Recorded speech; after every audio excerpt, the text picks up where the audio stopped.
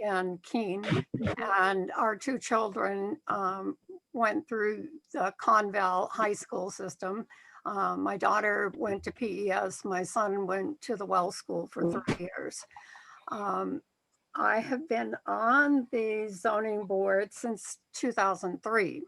I was first appointed and subsequently elected once it became an elected board. Um, I have served as chair, vice chair, regular member, and alternate. I I really appreciate the opportunity to serve my community through the ZBA.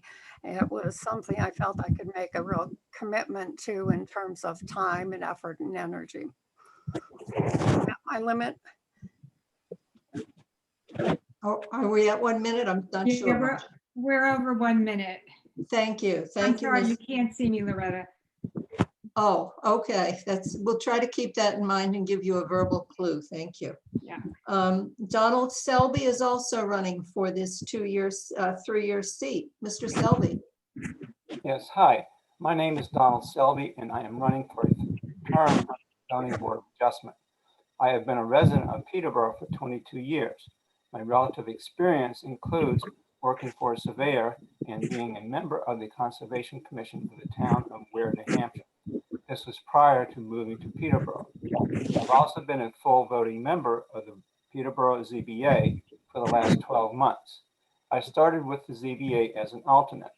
I was appointed to a full voting member due to a vacancy. During my time on the board, I have learned that when hearing cases, making a decision is about balance. That is, balance between the rights of the individual and the public interest of the town. All right. Thank you, Mr. Selby. So we did get some questions for the ZBA, and I'm going to ask one question of one person, a question of another, and so on, and then there'll be one question that you'll all get to answer. Let's start with Mr. Selby. Would you describe for the voters what you see as the actual job of the ZBA, please? Whoops, somebody needs to turn off a sound there. Thank you. The zoning board is a body that considers exception requests. It is not a lawmaking entity. Each case that is brought before the board contains information that is particular to that case. And it is considered when rendering a decision. I cannot speak for the rest of the board, and each member has but one vote for the case. So generally, we look at the case. We also include our knowledge of the town, and we consider the information before us. All right, Okay, thank you. And Mr. Di Loretto, let's ask you this one. How do you see the role of the ZBA vis-a-vis the zoning code itself? Well, essentially, I mean, as I alluded to in my opening statement, the code is what the town has generally agreed to, and it's what the voters have decided.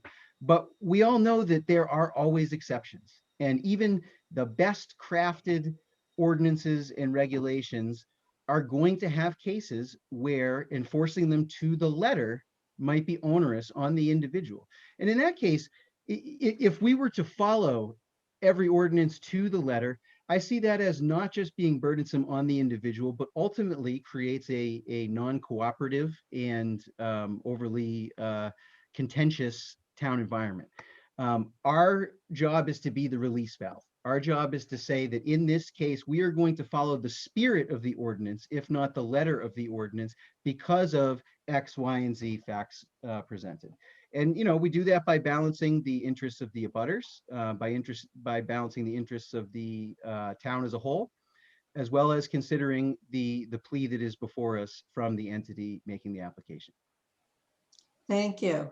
And Ms. Laurinaitis, what do you see as the relationship between the Zoning Board of Appeals and the Planning Board? Well, the Zoning Board of Appeals it's not an issue-oriented board. It's not an advocacy board. It's it looks at the zoning ordinance and it looks at the applications that come before us from people where they may need some relief from the zoning ordinance. We don't make the zoning ordinance.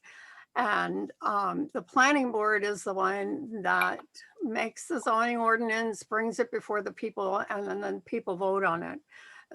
So we represent the interest and intent of the community through the zoning ordinance, as well as has been said, we try to balance the specifics of the zoning ordinance against the unique needs of different applicants and property owners who come before us, as well as being an open forum for the public to provide input and to provide feedback on the application. All right, thank you very much. Now, the next question I'm going to address to all three of you, and it concerns Article 2, which is a citizen's petition that seeks to repeal a section authorizing the planning board to modify any of the requirements herein as deemed reasonable by the board. So you've looked at that Article 2. Now, I realize you're zoning board of adjustment, but you've talked about flexibility, and this would give, I mean, apparently the planning board has some flexibility too, but this repeals that section. So let's get your reactions to Article 2. Do you think that's a reasonable move? Why or why not? And also, and you can choose not to answer, are you a signatory on that citizen's petition, excuse me. Donald Selby, would you go first, please? Yes, I looked at that article, and I have to agree that that sentence should be repealed. In my experience in being on the board, I found that we are limited to what we can do. We can't, if somebody wants to build a garage right on the edge of the property line, that's a bit excessive. So we do not have, in my opinion, the right to say, yes, you could do that. So, so at the same time, the planning board should not have a carte blanche to be able to do whatever they want. So I believe that that sentence should be repealed. All right, thank you. Do you wish to answer the second part? Are you a signatory on that petition? No, I'm not. Okay. Mr. DiLoretto, your view of Article 2? Thank you. I think that Article 2 represents a rather unfortunate situation that we find ourselves in. I am someone who believes in representative government. That is to say that in between town meetings, we delegate our voice and our responsibility to those that we elect to make these decisions. That being said, we find ourselves in a situation, and it should be noted that the town meeting form of government that we have in most of our towns in New Hampshire is a step closer to direct democracy than traditional, typical representative government is. And the fact that this is a petition, the fact that this is going to appear on our ballot suggests to me that we have a certain a lack of trust here with the elected officials with whom we are vesting that authority. And I think that accordingly, without that trust attached, I believe the sentence must indeed be repealed. And I find myself compelled to vote to repeal it. I am not a signatory on it, but I think that in this case, the people need to be heard. And there is a sense that the board, empowered by that statement, may go with minority views in certain cases. All right, thank you, Mr. DiLoretto. Ms. Laurinaitis, your view of Article 2, and you can choose to say whether or not you're a signatory to it. I'd like to speak as a citizen in terms of Article 2, because that's the way I look at this. I don't think the zoning board per se has a role in that, but as a citizen, I feel I do. I think, and relating it to the zoning board though, when we deal with things like variances and special exceptions, we have certain criteria and standards that we have to meet. and which must be addressed and must be considered.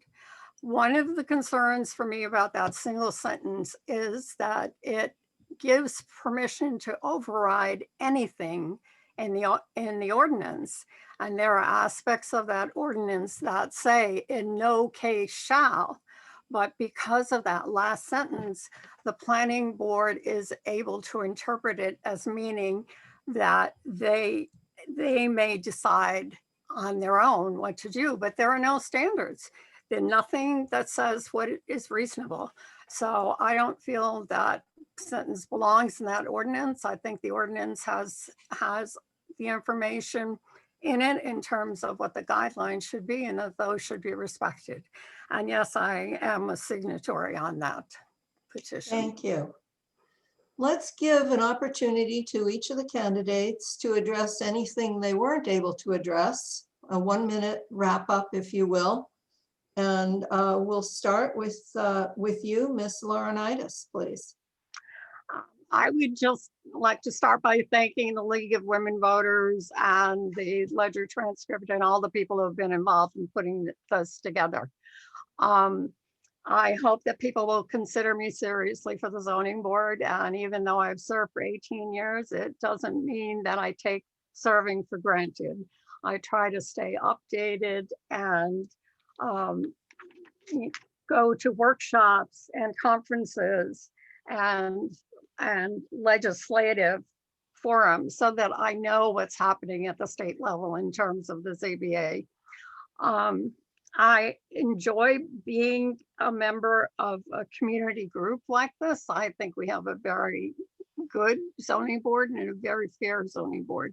And I think I'm a fair and conscientious person who is dedicated to following through on my responsibilities for the zoning board.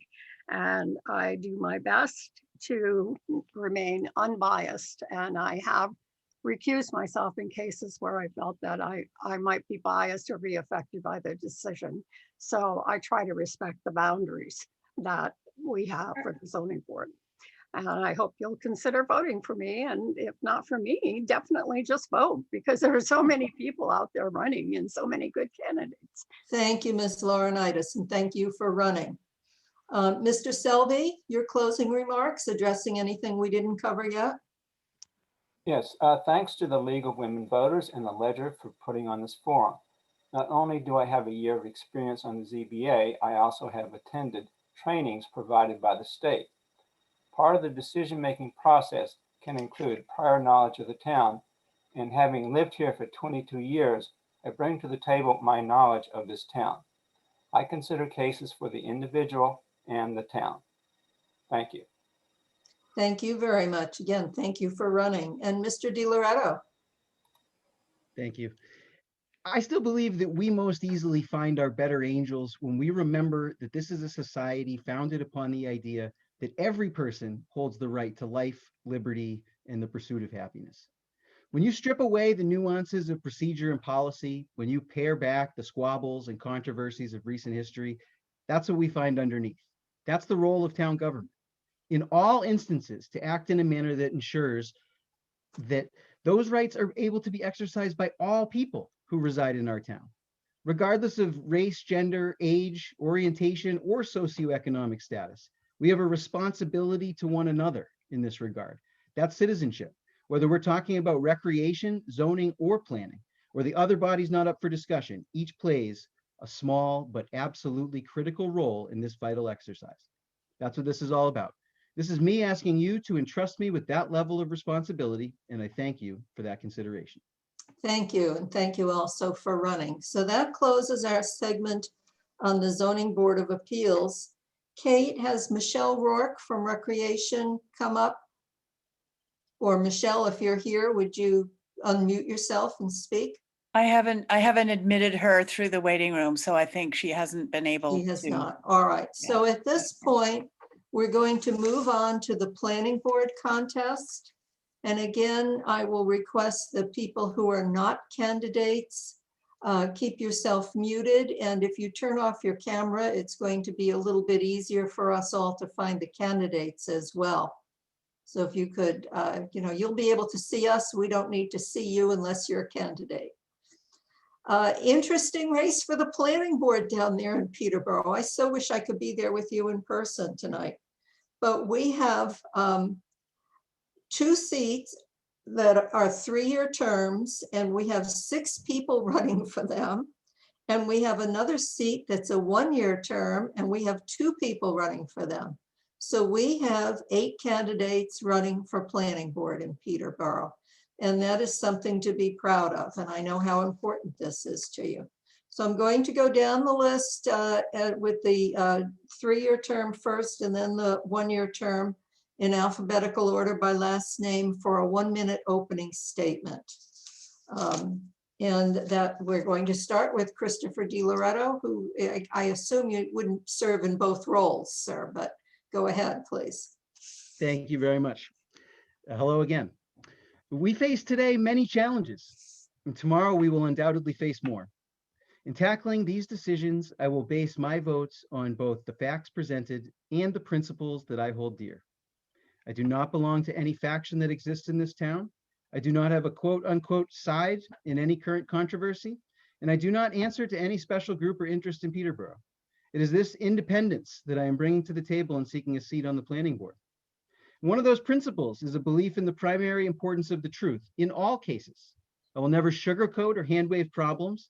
I will not claim to have answers that I don't have or make bold declarations about things I have no control over.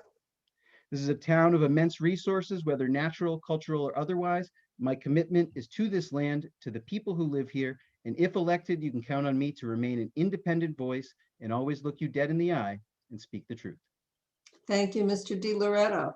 Lindsay Dreyer is also running for this. Welcome, Lindsay. Thanks, Liz.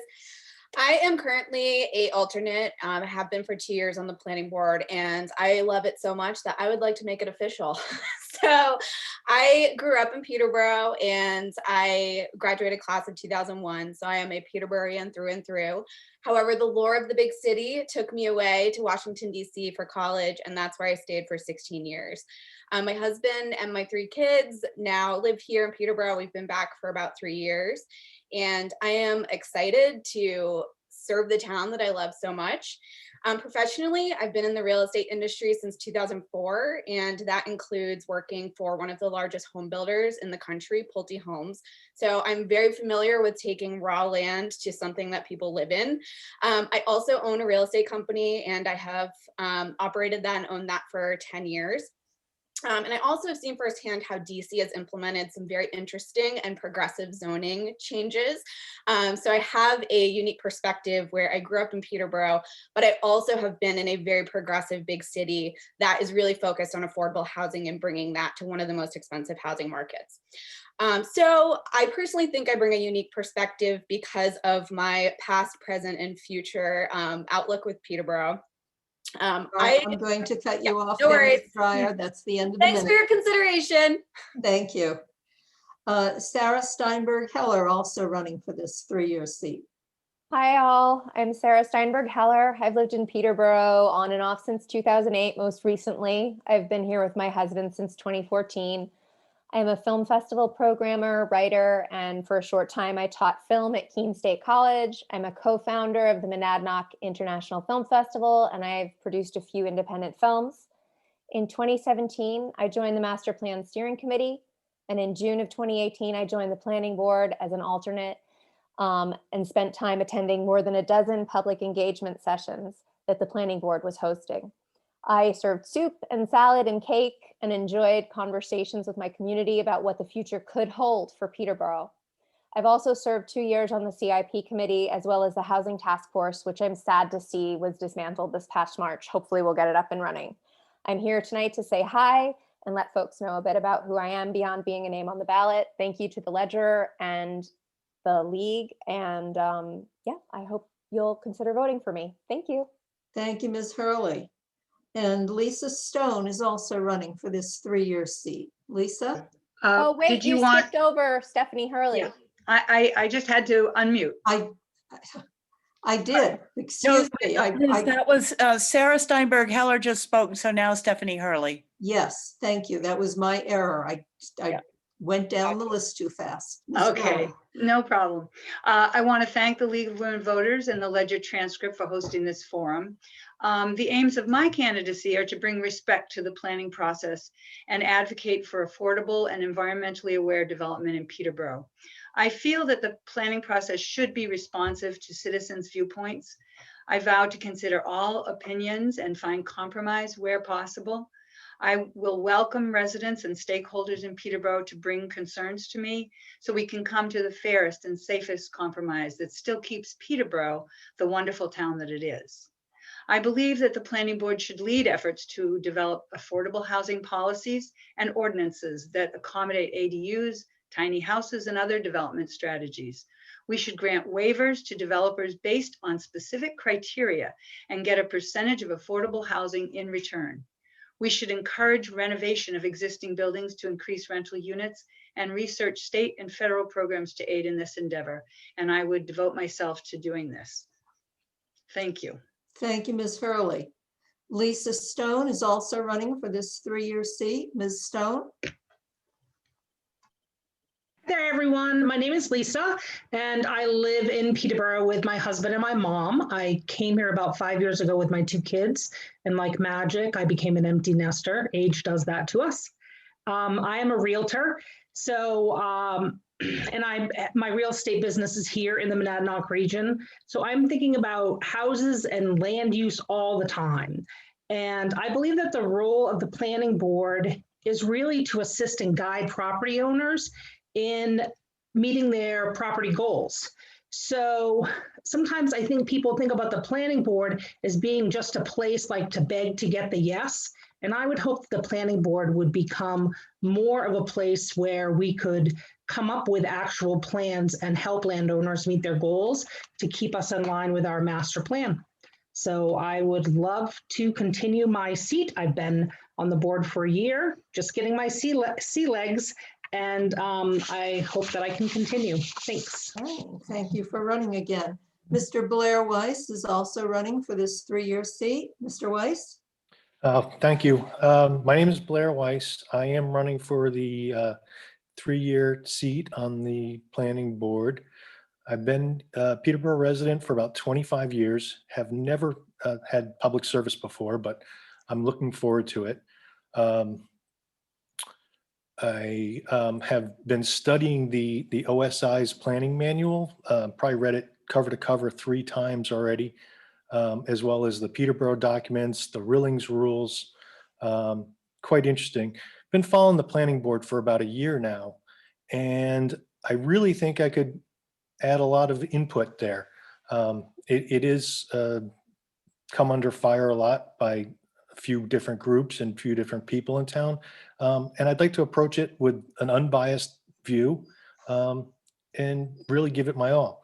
I want to thank the Ledger Transcript, the League of Women Voters, the 56 some odd people who signed the Article 2 petition to get it onto the ballot. It's democracy at work, and looking forward to the questions. Thanks. All right, thank you, Mr. Weiss. And then running for the 1 seat for 1 year, we have 2 candidates. Joshua Blair, would you tell us a bit about yourself, please? Hi there. My name is Josh Blair. I'm 30 years old. I'm a lifelong resident of Peterborough. I grew up and spent my younger years in Sharon before moving to town.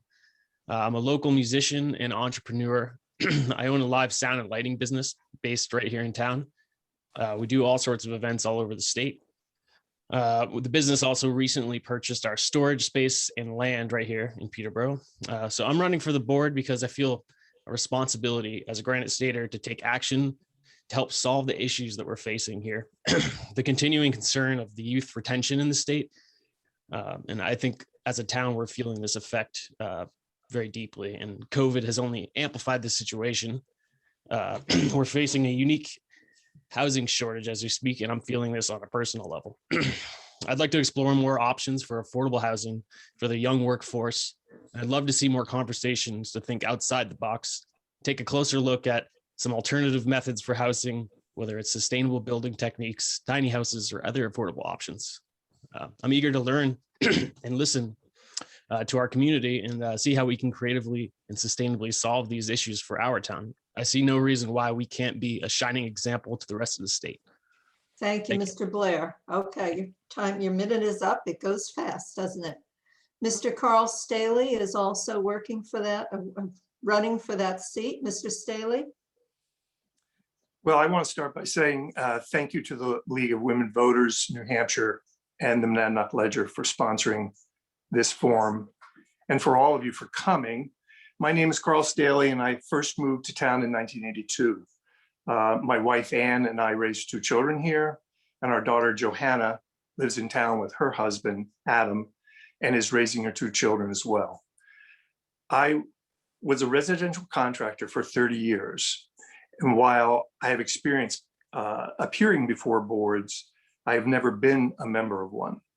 For this reason, I registered with the New Hampshire Office of Strategic Initiatives for a training webinar on May 7th on planning board basics, roles, and responsibilities.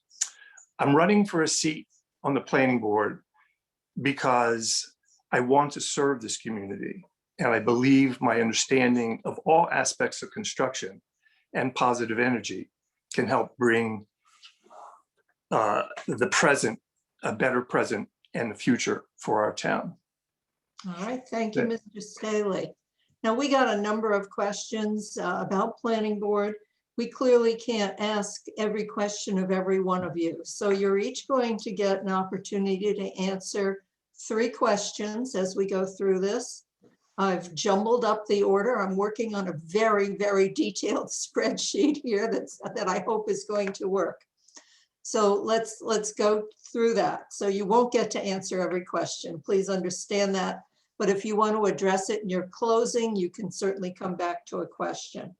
So the first question comes back to something that was already mentioned. That is the challenge of affordable housing in Peterborough. That's an economic driver. It's an incentive for young families to live and work there.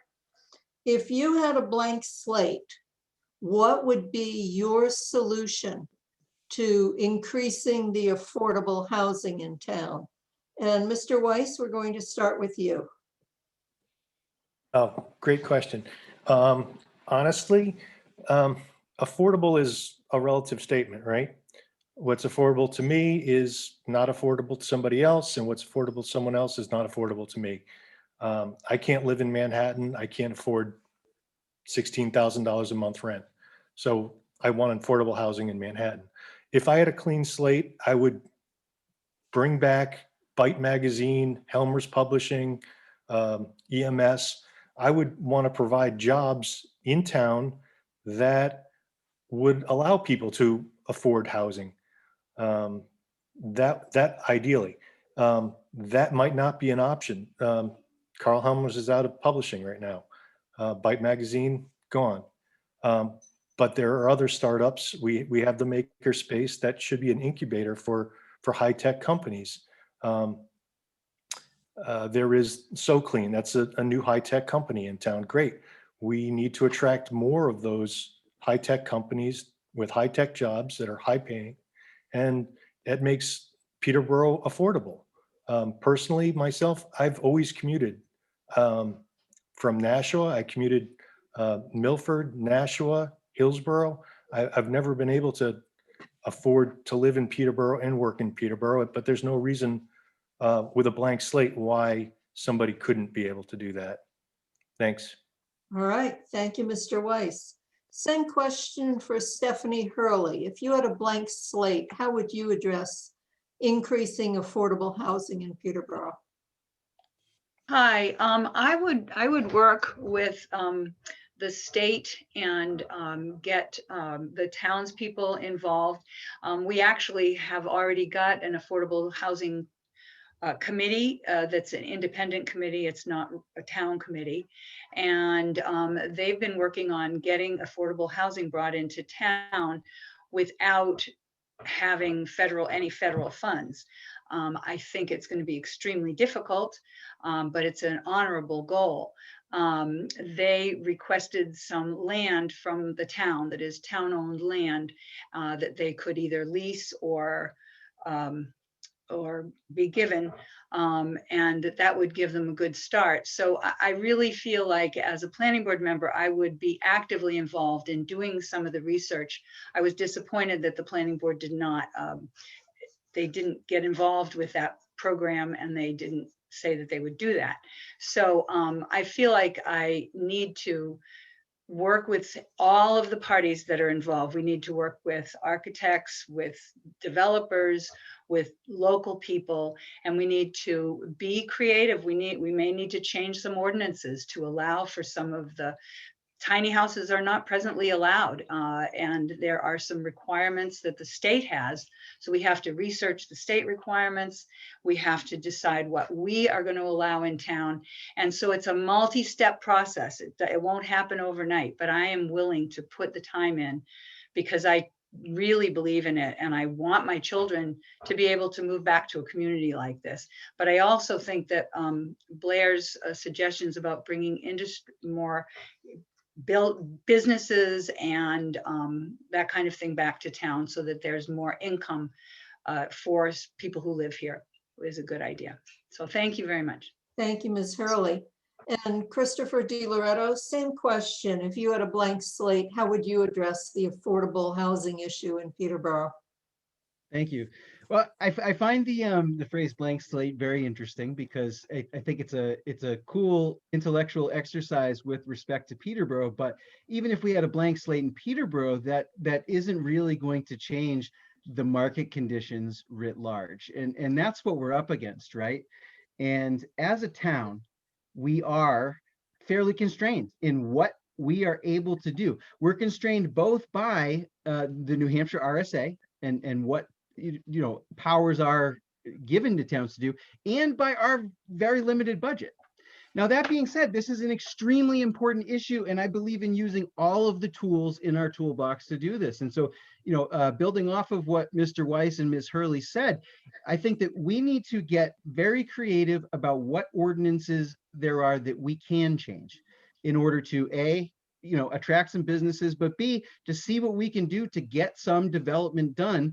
Obviously, nobody's going to build at a loss, but we got to find a way that people might be able to build some housing that can be affordable to the working class. And to that end, we need to not just identify what ordinances need to be changed, but we need to make a concerted effort to sell that to the public. Because again, these can't be decisions that are solely made by the planning board. Ultimately, these need to go to the citizens. So we need to identify these solutions, and we need to be able to bring them to the public in a way that everyone understands that this is in the best interests of all the citizens of the town. Thank you. And our next question ties in with something that all three of you just mentioned. A few years ago, there was a majority vote in town, but not a 2/3 vote to pass. That voted to revise sections of some zoning ordinances. Realizing that there were a majority of voters who did vote for revisions, how will that guide your work if you are elected? Lindsay Dreyer, would you like to address that first, please? Sure, I'd love to.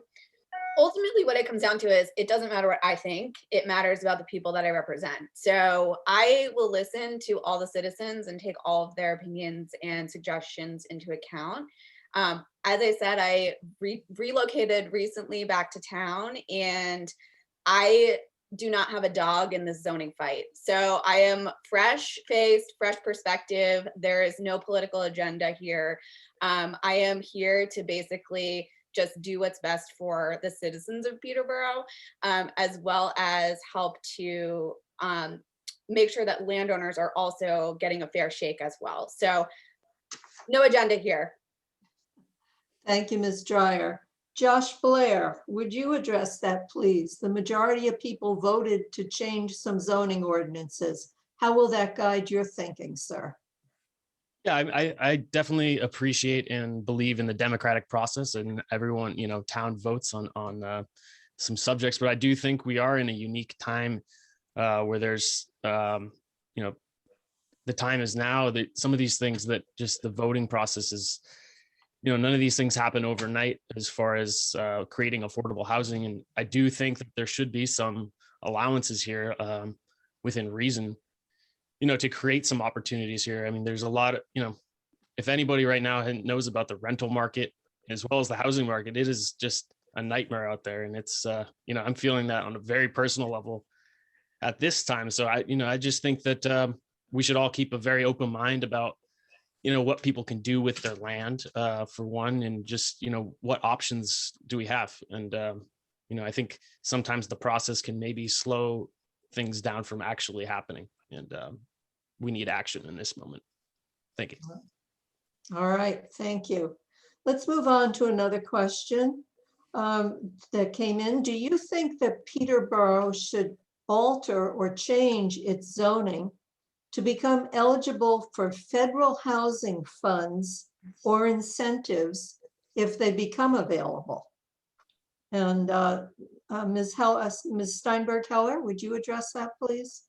Hi, yeah, this question ties in really nicely with what the first question was about a blank slate. And I think, one of the things we could do is alter our zoning to be more inclusionary, because in order to qualify for those federal funds, we need to have inclusionary zoning. And right now we have exclusionary zoning.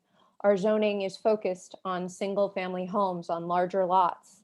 And we need more housing diversity and more options. Of course, we need single family homes. I live in one. I have, neighbors who live in them. We also have people who live in duplexes, in multifamily, in assisted housing, and in homes that are included on historical tours of the town.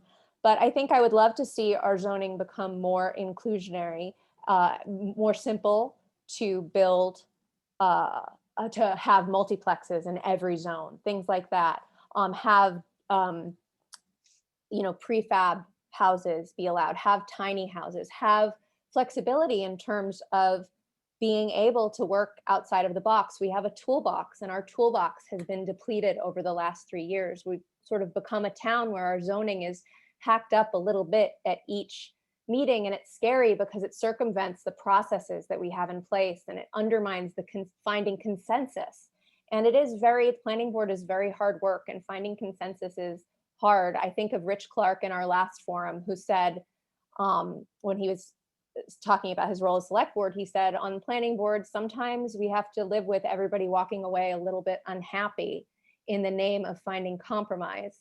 And I think the planning board is really tough work. And I think sometimes I'm even bowled over at the limited power we have, but I feel very dedicated to potentially altering our zoning to get some of those funds. That would be wonderful to have that working in tandem with the EDA Affordable Housing Committee and future ideas that people have. Thanks.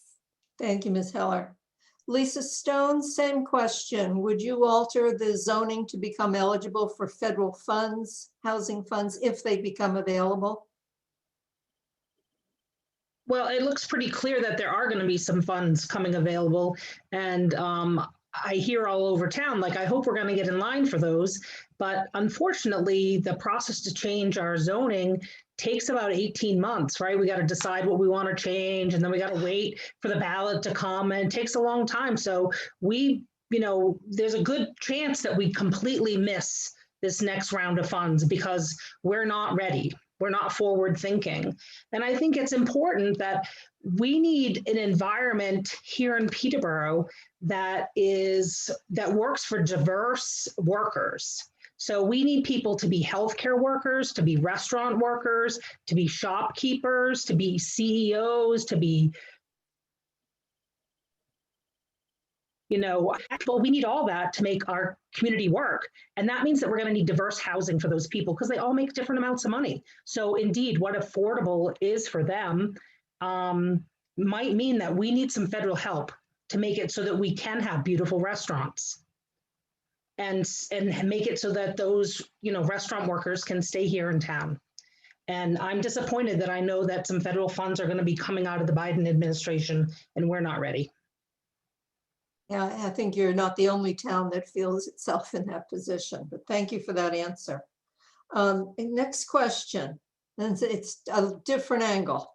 What's missing from the built environment in Peterborough? And how would you encourage that thing, whatever it is, to be built?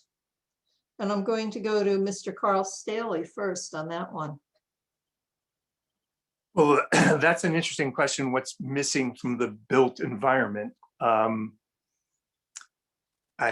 town, the way that the village itself was built does have kind of a plethora of different kinds of housing. So you can have large houses, you can have tiny houses, not tiny to maybe 400 square feet or something, but probably pretty close. And then in other areas, we've had the mill building in West Peterborough that was converted into condos. There is more. There a lot of these. There's been big houses in town who are in neighborhoods that you wouldn't think it would be a large apartment, but actually it was such a large house, so it does become an apartment. And all this has happened kind of organically. So to me, the built environment in town, if you move outside, like where I am up off of Cheney, it's really a suburban area from the 1950s and 60s, and a little bit into the 70s and 80s. But it's suburban. I never thought I'd live here, but I found something that was irresistible. So, I've been lucky in that way, but I'm not sure. I think that the physical, the physical place of Peterborough doesn't have a great diversity of structures, and also of income and blue collar. I mean, one of the things that made it so attractive to us is that it was a working class town when we moved here. Now, because of housing, you off there. I'm sorry. I'll leave it at that. Okay, thank you, Mr. Staley. Sure. And Mr. Di Loretto, do you think there's any kind of particular kinds of buildings that are not there in Peterborough that you might go after and try to have built? No, I wouldn't say that there's anything in particular that doesn't, any particular kind of building that doesn't exist. I mean, generally speaking, I would like to see some more development in the downtown areas, in the areas served by our existing water and sewer infrastructure. And, it would be great if some of those were multifamily buildings, buildings that have multiple units in it and that can provide housing to more than one household. Aside from that, though, I mean, one of the things that attracts me to this town is what is built and the structure that is here. And, I certainly wouldn't say anything radical like we need a brand new statue or McDonald's or anything like that. All right, no new McDonald's. I got it. Okay, next question. Let me find it here. This is a question I asked of the Zoning Board of Appeals about that citizens petition to repeal a section that authorizes the planning board to modify any of the requirements as deemed reasonable by the board itself. Are you in favor of repealing that, which is what the warrant article does? And you can choose whether or not you wish to tell us if you're a signatory to that. Josh Blair, would you answer that one first, please? Sure. Well, this kind of ties back to the same kind of tone that I had in the last answer, is that the democratic process is what it is, and I very much believe in that. And it's going to be a vote for this either way. But I do feel like these are elected officials, and we do need to sort of trust the town for voting them in the first place. That's a democratic process to get these people into office to begin with, and then and then the process from there. And like I was mentioning before, we're in need right now, and the process, as Lisa mentioned, with this grant money coming in potentially, it'd be good to explore those options. And we really kind of shoot ourselves in the foot when we aren't prepared and we have no leg to stand on to make these quick changes. I do think that everybody should have a say, but there is an element of being avant-garde and being able to take advantage of some of these things that the state is offering or other options that are available. Thank you, Mr. Blair. Thank you. Sarah Steinberg Heller, your view of Article 2 about repealing that permission. Yeah, I don't support the article and I'm not a signatory. One of the other members running talked about how it represented the people speaking, and I do think it is the people speaking. It absolutely is, but it is a group of 57 people speaking, and we have a town of 6,700 people. And again, I'm going to look at Rich Clark, who I've worked on the planning board with, and talk about that consensus building that we always talk about when we're on planning, when we're having conversations on planning board. And I do think that we are in danger of becoming a town that always decides these zoning things that are from a relatively, in terms of the town population, small number of citizens who are absolutely have a right to have the petition, absolutely have a right to express how they feel about it. But the zoning that they're hacking away at took years to build, and it took years of public engagement. And I know it's a slow process. It's certainly too slow for me. I feel like I'm routinely pulling my hair out, serving on the planning board, feeling like I can't do the things I want to do, but that's not what I'm not there to do what I want to do. I'm there to kind of, follow the master plan and what the citizenry wants. And I'm absolutely open to having more public engagement and defining what we can do. But it is really heartbreaking from where I sit to know that we're walking towards a place where we could have some federal funds potentially coming to us. And we're still caught in a loop of fighting over what I see as kind of exclusionary zoning and chipping away at our zoning code that we do have to make it more exclusionary rather than building and adding to it and making it more inclusive and building that diversity of housing, those cottage courts, those duplexes. And I see my time is up, so I'll stop. Okay. Thank you. Thank you, Ms. Heller. And same question for Lindsay Dreyer. Article 2, are you supportive of repealing that planning board authority to make those adjustments? I am not, and I am not a signatory, obviously, because I'm not. So, but having been an alternate on the board, it's given me a really interesting perspective on the different projects that have come across. And the way that the code is written, everyone has a by right thing that they can put on their parcel.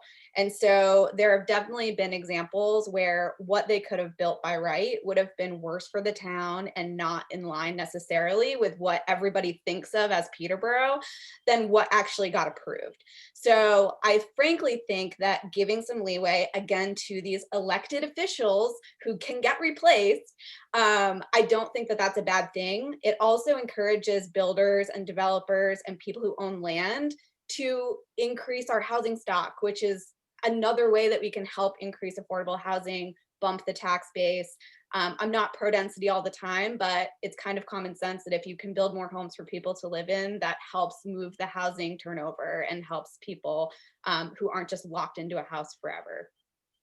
Thank you, Ms. Dreyer. And let's stay with that idea of citizen petitions a bit for the next question.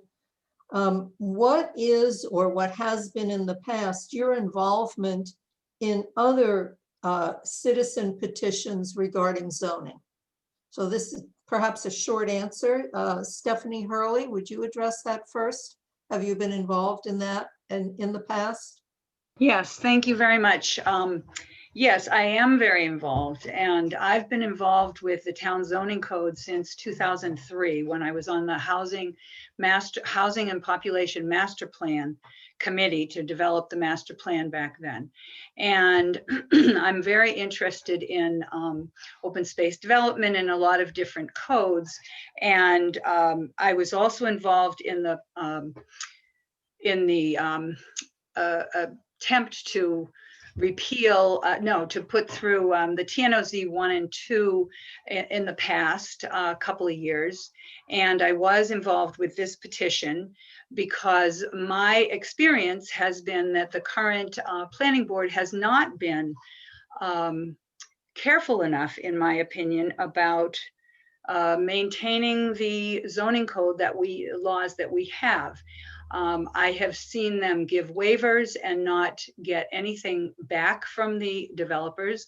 I've seen a number of developments go in and the houses are all around 300,000 or more, which I'd like to ask Josh Blair if he feels that that's affordable, because I do not. So even though we're giving waivers out right and left to developers, they are not producing affordable housing. I think that they need more motivation. And I want to take issue with one of the people who's in this, who says that it's a small group of citizens, and have more than 50% of people approved the petition that was a couple years ago that was stopped by a protest petition. So we had to have 2/3. And that was the majority of the town. It was not just a small group of people. So I want the listeners who are in this, listening to this forum, not to be fooled by that. It is not just a small group of citizens who are concerned about what's happening with our zoning. And we want to have change. I want to have affordable housing, but it's not Thank you, Ms. happening. Hurley. Your time is up on that, but thank you. So we're going to stay with that question. Have you been involved either in the past or now with any other citizen petitions regarding zoning? And Carl Staley, would you address that, please? Well, short answer, no, I have not. Okay. No, I haven't You been. believe they are a good idea? Are you supportive of citizens? Well, I tell you, I do not think petitions in general are a good way to create zoning for the town. I don't think they are. But I agree with Christopher's point that the reason why this petition has come up is because there's a lack of trust that has developed between, unfortunately, Sarah, not a small group of people, but a large group of people, and the planning board as it has been running itself. I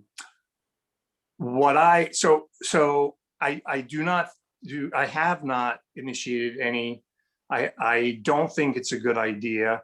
I'm not even decided how I'm going to vote on Article 2, because I think the reason for the article, no one would have brought up Article 2 if the trust that has normally existed between the citizens and its planning board was still in effect. The truth is, my experience anyway, the truth of how the overlays were voted in was because people like me went to vote, and I always went to vote and see what did the planning board approve and what do they want to do. And I said yes to that, because it was just all about, I voted these people in, I trust them. And so I just did whatever they said. I didn't know any of those overlays were in place until the Zoning Simplification Act was coming up for a vote. And then somebody I was working for told me about them. So it's my fault. It's not the planning board's fault. It's my fault. But I think there were a lot of people who were in similar situation, that the way in which we always conducted things were, we believed in our elected officials, and when they asked us to change this thing in the zoning or do this, we said, fine.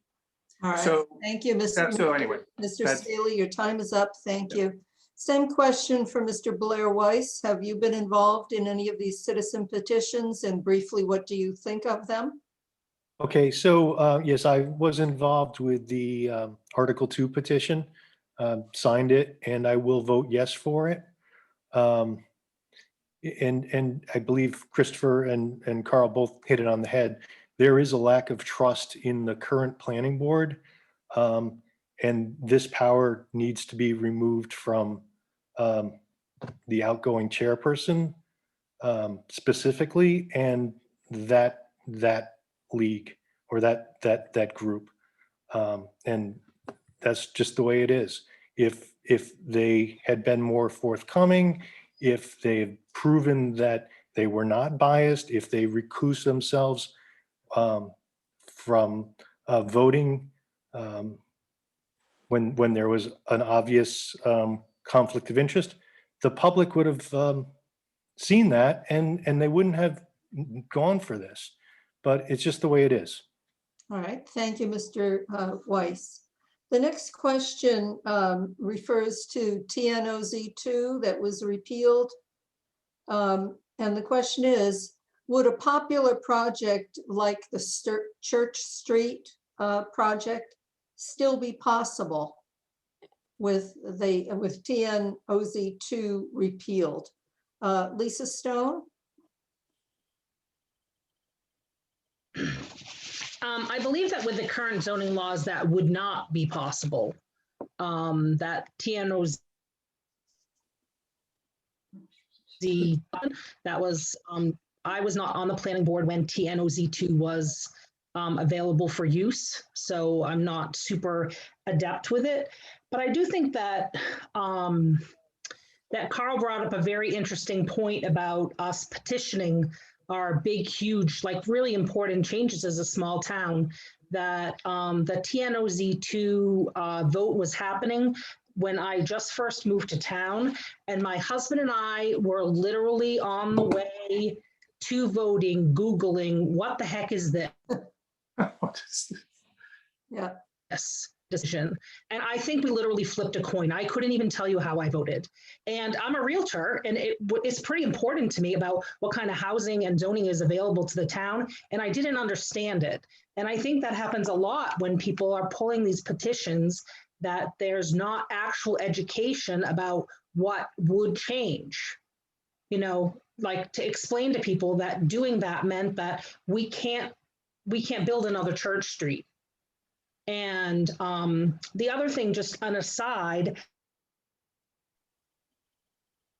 I know that's $1,000 houses to people, but that's where they can make money. And we don't allow, our zoning doesn't allow federal funding to assist them because our zoning is exclusionary. So it really puts you in a bind as the planning board. I can't tell the builders how much money the house, if they can put marble in them or not. You know, we say you can build 8 houses there, but we can't tell them what to build. All right, thank you. Business, right? Thank you, Ms. Stone. Yep. Lindsay Dreyer, your reaction to this question about the repeal of TNOZ2? So my feeling on this is that TNOZ1 and TNOZ2 were kind of like a brother and a sister that were working together as a team. And now that we have TNOZ2 removed, it's kind of like TNOZ1 is not that great. So it's like going back to the drawing board, figuring out, I mean, we really do need to have a productive conversation and actually do something as a town in revamping zoning yet again. But I really just feel like because the proper procedure wasn't followed for TNOZ2, we kind of got our legs chopped out from underneath us, where we were really like trying to make some progress and be progressive. But because half of it is now gone, we're kind of like back to the drawing board. So I find it a little frustrating. Just because it felt like the town really like got behind this. But now I feel like there's a couple steps back. But again, we could go to a blank slate and maybe come up with something even better. And that's what I'm hopeful for, is that we can, through the master plan and steering committee and through all the work we're doing to redo the master plan, hopefully we can come up with some productive conversations, more community involvement, and get a little bit more community buy-in and communication, so everyone does understand exactly what's going on and exactly what the stakes are. Because I feel like a lot of, like Lisa said, TNOZ1, TNOZ2, I think the general person in Peterborough was just like, I don't know. Well, zoning is hard. Yeah. We admit this. Sarah Steinberg Heller, I see you nodding, and you were the next person on this list. So are you just going to say ditto or not? I pretty much will say ditto. I'm not going to say I agree with everything that Lindsay just said.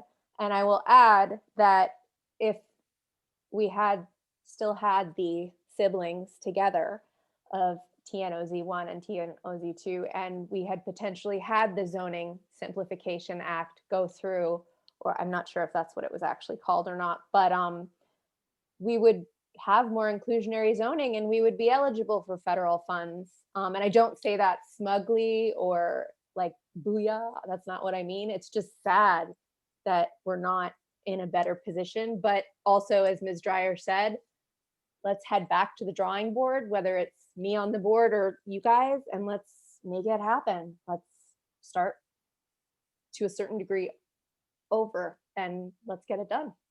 Thank you, Ms. Heller. We've got a new question. This may be a shorter answer because I realize we're going to run out of time here. What do you see as the role of the planning board in directing development in Peterborough rather than supervising it? You know, I mean, you have a supervisory role, but what about directing it? Mr. DiLoretto? Yes, thank you. I think that is that speaks to why we have our master plan. We have this wonderful document, which I have been studying in its many parts here. It's a fascinating collection of data, of information, and of ideals and goals. And accordingly, I do believe that it is our role as a planning board to look at this document, to modify it periodically as is needed, but to be bold in how we read it and how we look to implement the things that we say we believe in. So, with respect to the issue that we were just talking about, I think that we need more developments like Church Street, and if we cannot do it anymore because TNOZ was improperly noticed and had to be repealed, well, let's look at either putting it back into place or finding something better. But that's the point here. This is why we have a master plan, and this is why it's important to understand it. And like I said, I think that some boldness and the ability to look things directly in the face are going to be necessary if we are to be proactive and direct development. The last thing I'll say is 10 years from now, this is going to be a great town to retire in if we don't do anything. And that's fine and good. But I think that we all want more than that. And that's going to require some action. Thank you, Mr. DiLoretto. Ms. Hurley, what do you see as the planning board's role in directing development? Well, I agree with, can you hear me? Yes. Okay, I agree with Mr. DiLoretto that a lot of the direction comes from the master plan. That's kind of the vision for what we want for the future. And when we as a planning board have people, mostly developers and things, come to us with an idea that they want as a development, and that is our role, is to help guide them. And so by having a master plan and working out some goals, we can help developers. But specifically what Lisa Stones did was we can't tell developers what they have to do. We can encourage them, which is what I believe we should do, is encourage them by, sometimes they want variances. Waivers, we don't give variances. The zoning board does that. But so you can suggest things.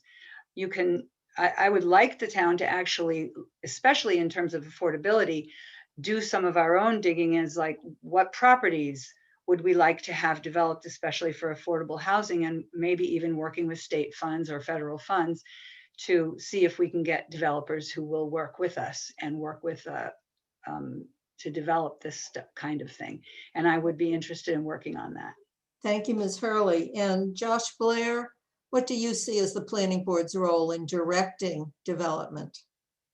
Yeah, I think to echo what everyone just kind of said is that, yeah, I mean, just looking at different spaces and land for different options that we can look into for affordable housing. And, you know, it's a clear issue, and it's going to be ongoing. And this is sort of the point that I keep harping on is even right now, the restaurants in town are having, you know, a hard time staffing. It's kind of a shame. And, you know, there's a lot of factors to that, and COVID has a big role of it as well. But I mean, if this is any reflection of what the future might bring, you know, we need to start looking into what that looks like. And, you know, government funding, state funding, just looking at what that looks like. And I think everybody sort of hears things like that, and they think that we're going to build, you know, a high rise in their backyard, or, you know, some tiny house that doesn't get taxed. And I think we should all have an open mind on what these look like, so we can let this town thrive and the economy thrive. All right, thank you, Mr. Blair.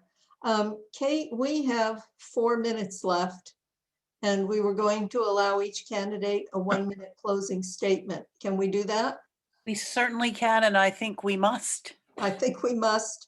And that does mean that 3 people are not going to get 1 more question. So if those people want to address something and need an extra 30 seconds, that's fine.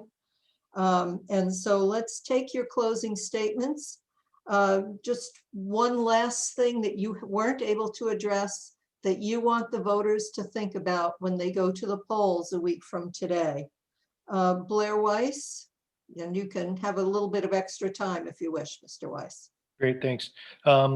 When going to the polls, I would hope you'd vote for me. I'd hope you vote for Stephanie. I'd hope you vote for Carl. Vote yes to Article 2.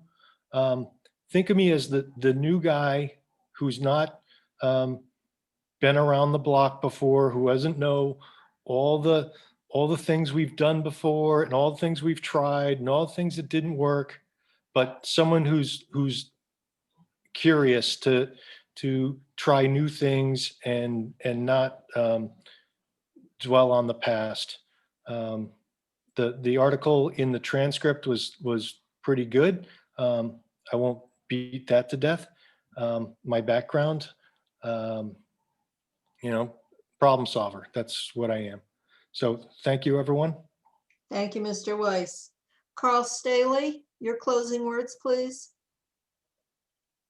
Well, what I'd like to do is give a special thanks to you, Liz, for your experience moderating, and to Kate Kuhn for sending out the invitations to this forum.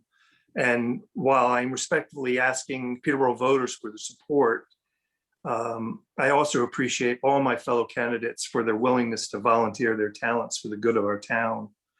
But most importantly, I ask all of you to urge your family and friends to get out and vote on May 11th. Thank you, Mr. Staley. Mr. DiLoretto? Thank you.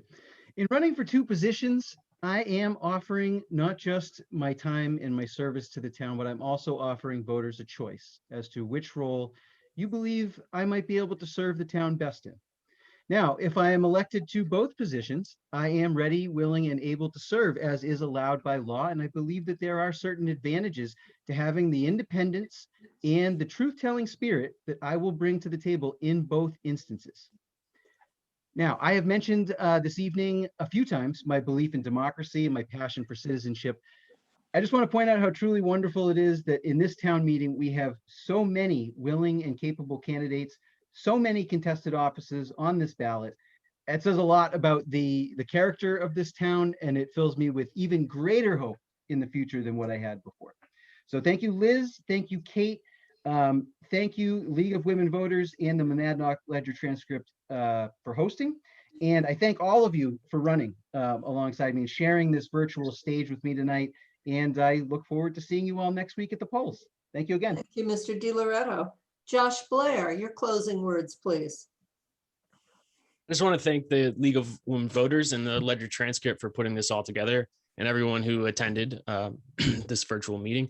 I believe we're just at a boiling point here, and I keep harping on the issue of the youth retention, and I feel pretty passionate that that's something that we should be focused on. And I feel the time to take action is right now. If I'm elected, I'm eager to learn, how we can strengthen this community to better serve everybody who's in it. And everyone is always, kind of talking about how to get younger folks to just get involved. And the first step is just showing up. So I hope you consider voting for me for the planning board. And I thank you for your time. Thank you. Lindsay Dreyer, your closing words, please. Sure. First, thank you for coordinating this. This was actually really fun. I enjoyed this a lot. Anytime you can nerd out about real estate, it's a good time. So overall, I really believe that the planning board should represent the interests of the residents of Peterborough and also respect the rights of property owners. And this needs to be done without a personal agenda, and I do not have one. It's often a balance, as I've seen as my time as an alternate, but I am definitely confident in my ability to listen to everybody's perspective, process the information, and make fair and reasonable decisions.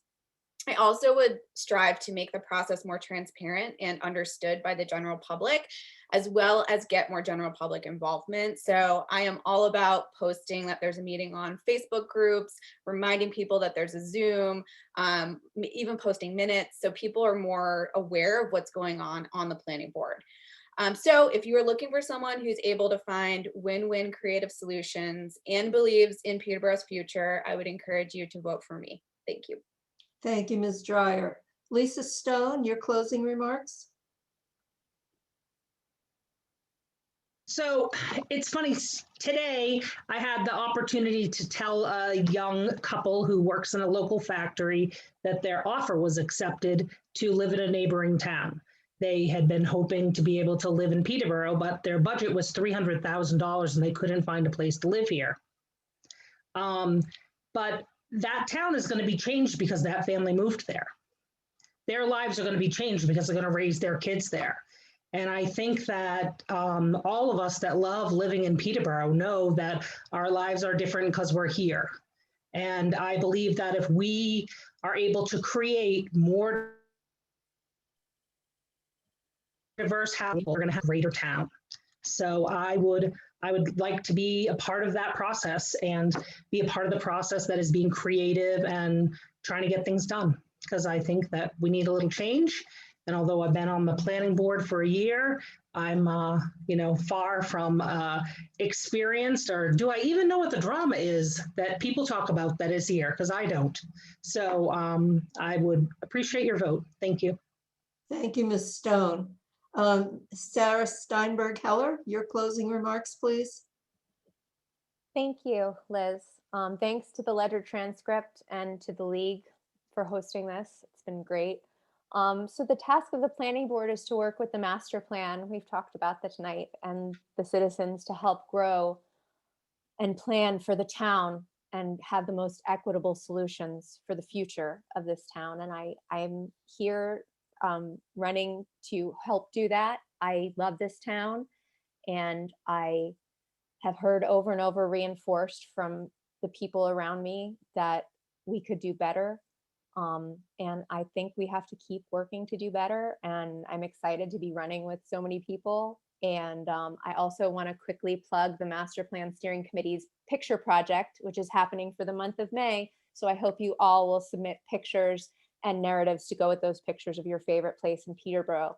Thank you all so much. And thanks again, League of Women Voters and Ledger Transcript. Thank you, Ms. Heller. And Stephanie Hurley, your last comment, please. Thank you very much, everybody. And I'm been very privileged to be involved. Thank you all for your hard work pulling it together. And also, I'm very thankful to all the candidates who have run. It's made this a very exciting and interesting year for the town. And I'm running because I've been working with the planning board for the last 2 years, trying to get some changes made in a few of the things. And I have felt that I needed to be on the inside rather than on the outside, because I was involved in many of the public meetings and gave my input, and I really didn't feel like it was incorporated. And I know that the people on the planning board care, and I just want to continue to try to help the planning board to, really listen and really do the job that we're supposed to do, which is supposed to be doing this for the town of Peterborough, to make this town good for everyone and better, more welcoming, and able to have people live here and be successful. So I hope that you guys give me your vote and vote for the Article 2, yes. And, keep coming to the meetings, because if the more people that are at the meetings, the better. And if I don't get elected, I'm still going to be at the meetings, and I'm still. Thank you, Ms. Hurley. Thank you. you. I am so impressed with Peterborough's wealth of candidates, with the knowledge and the creativity you all expressed. If we were doing this in person at this point, I would lift my ban on applause and ask the audience to join in thanking all of you for running and thanking you for your candid and thoughtful statements tonight. So that's going to conclude it. Kate, do you have a last comment to make, or Ben? Ben, do you want to go first, since I dissed you on the first thing? Oh, no, I've already forgotten about that. It's okay. No hard feelings. No, thanks, everybody. I thought it went great. I'm excited to go vote and cover the election, and then you can all read about it in the ledger transcript. Yeah, anyway, thanks. Great night. Thank you. And Heather wants to have a comment. Heather McKernan from the Monadnock Transcript. Go ahead. I would just like to say thank you all for being here. These forums are so important to get information to voters so they can make the right decision for on election day. Thank you to the League of Women Voters, to Liz, to Kate, and yes, thank you all, and please vote. And so I get the last word, which I love, last wordism. So I too thank the Ledger Transcript. I think we've become great partners in doing these a few times. I thank all the people who've run. I've learned a lot from listening to you speak tonight. I thank the now 73, but at one point I think we were up to 89 or 94 people who came to the meeting. And as I said last week, when we did Bass Hall a couple of years ago, 2 years ago, pre-COVID, that was 100 people that could fit in there, and we're fitting that, sort of doubling that in some ways on this Zoom forum. So as somebody said, yeah, Zoom is here to stay as a really useful platform for us for this kind of a conversation. It means that Liz doesn't have to drive an hour each way to do this. So I don't feel as bad about asking her to do. As you can see, she's a masterful framer of these conversations, and we're really grateful to that. I see some applause from Sarah. Okay, I am not as good at Zoom as we have learned. And the first thing that happened was I thought we were automatically recording, and I found just at the very end of rec that it hadn't. So the Zoom, which has been recorded from zoning and planning forward, is a little bit incomplete. It will be uploaded to YouTube, and I apologize for the omission of the first 20 minutes. Just one more glitchy thing. But let's not end on that note. Let's end on our town moving forward with a lot of talent, a lot of interest, and let's just get people voting, as you say. So thanks to all of you, and a good night. Good night. Thank you. Good night. Thank you. Thanks, Kate. Thanks, Lisa.